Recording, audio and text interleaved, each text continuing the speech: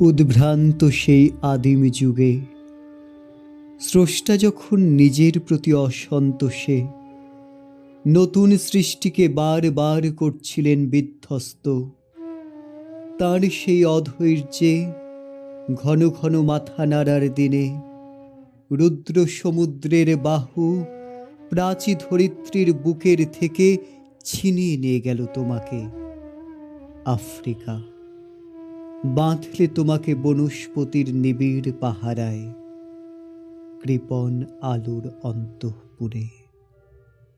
সেখানে নিভৃত অবকাশে তুমি সংগ্রহ করছিলে দুর্গমের রহস্য, চিনছিলে জল স্থল আকাশের দুর্বোধ সংকেত। প্রকৃতির দৃষ্টি অতীতে জাদু মন্ত্র জাগাচ্ছিল তোমার চেতনাতীত মনে। বিদ্রূপ করছিলে ভীষণকে বিরূপের ছদ্মবেশে, শঙ্কাকে চাচ্ছিলে হার মানাতে। আপনাকে উগ্র করে বিভীষিকার প্রচণ্ড মহিমায় তাণ্ডবের দুন্দুভিনী নাদে। হায় ছায়াবৃতা, কালো ঘোমটার নিচে অপরিচিত ছিল তোমার মানব রূপ। উপেক্ষার আবিল দৃষ্টিতে এলো ওরা লোহার হাত করে নিয়ে, নখ যাদের তীক্ষ্ণ তোমার নেকড়ের চেয়ে। এলো মানুষ ধরার দল, গর্বে যারা অন্ধ তোমার সূর্যহারা অরণ্যের চেয়ে। সভ্যের বর্বর লোভ নগ্ন করল আপন নির্লজ্জ অমানুষতা।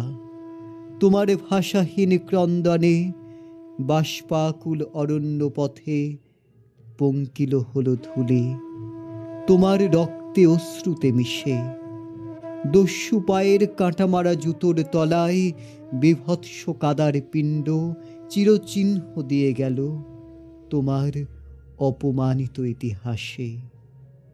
সমুদ্র পারে সেই মুহূর্তেই তাদের পাড়ায় পাড়ায় মন্দিরে বাজছিল পূজার ঘণ্টা। সকালে সন্ধ্যায় দয়াময়ী দেবতার নামে শিশুরা খেলছিল মায়ের কোলে। কবির সঙ্গীতে বেজে উঠেছিল সুন্দরের আরাধনা। আজ যখন পশ্চিম দিগন্তে প্রদোষকাল ঝঞ্ঝা বাতাসের ঊর্ধ্বশ্বাস, যখন গুপ্ত গহ্বর থেকে পশুরা বেরিয়ে এলো, অশুভ ধ্বনিতে ঘোষণা করল দিনের অন্তিম কাল। এসো যুগান্তের কবি, আসন্ন সন্ধ্যার শেষ রশ্মিপাতে দাঁড়াও ওই মানহারা মানবীর দ্বারে।